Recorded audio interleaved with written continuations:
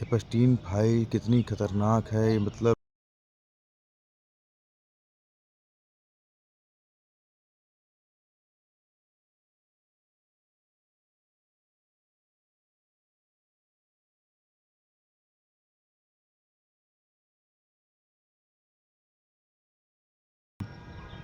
अगर एक बार इसके बारे में सोचा जाए, रूह सी काँप जाती है कि मतलब कितने पावरफुल और ऐसे मतलब ओहदे पे बैठे लोग ऐसा कर सकते हैं, या वहाँ की चीज़ें ऐसी हो सकती हैं, शायद किसी ने इसके बारे में सोचा भी नहीं होगा। अगर कंपेयर करें इंडिया से अमेरिका की, तो ये होती है डेमोक्रेसी की पावर।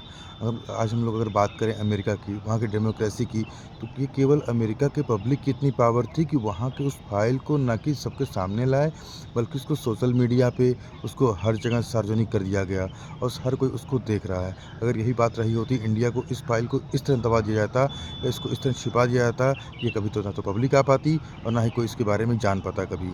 और अगर बात करें एपस्टीन फाइल की, सबसे खतरनाक और अब तक का सबसे ही दरिंदा और दिल को दहला देने वाला ये फाइल, ये निकल के कुकर्म कह सकते हैं इसको, एकदम ऐसा कुकर्म निकल के आया हुआ है। और वहीं बात करें अगर इंडिया की, तो यहाँ पे कई ऐसे केसेस आए हैं जहाँ पे चीज़ें बांग्लादेशी घुसपैठी, बात करें बांग्लादेशी घुसपैठियों की, अगर इसको आप देखते हैं कि किस तरह से बांग्लादेशी घुसपैठी हमारे देश को घेरे हुए हैं।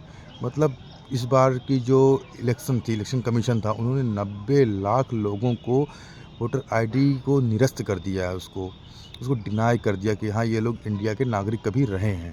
तो अगर आपने उसको निरस्त कर दिया, तो आपने उसको पब्लिकली क्यों नहीं किया? क्यों आपने उसको नहीं दिखाया कि हाँ, मतलब ये लोग हमारे यहाँ रहते रहे हैं, अब तक उन्होंने वोटिंग की है यहाँ के इलेक्शन में इंडिया के। और अगर आपने उसको नहीं दिखाया है, इसका मतलब आप कहीं न कहीं हमारे देश के साथ खिलवाड़ कर रहे हैं, हमारे देश की सुरक्षा के साथ खिलवाड़ कर रहे हैं। और पब्लिक इस चीज़ को लेके अनअवेयर है। उन्हें पता ही नहीं कि हाँ, ये सब चीज़ें क्या चल रही हैं हमारे देश में। हमारे यहाँ तो अब जज के वहाँ 15 करोड़ रुपए निकल रहे हैं। किस हद तक करप्शन इस देश के खून में घुस चुका है, देश के लोगों के खून में घुस चुका है, शायद हमें इसका कोई अंदाज़ा नहीं है। और आने वाला ये कितना विकराल रूप लेगा, कितना खतरनाक रूप लेगा इस देश के लिए, इस देश के लिए कितना खतरा बन सकता है, शायद ही कोई इसके बारे में जान पाए।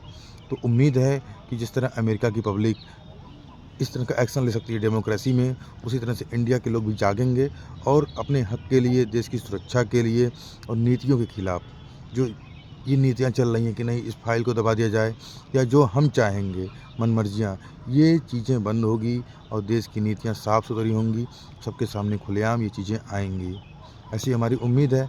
बाकी देश की पब्लिक है, वो आगे इसको किस तरह से लेती है या इन चीज़ों से क्या समझती है, ये पब्लिक के ऊपर डिपेंड करता है।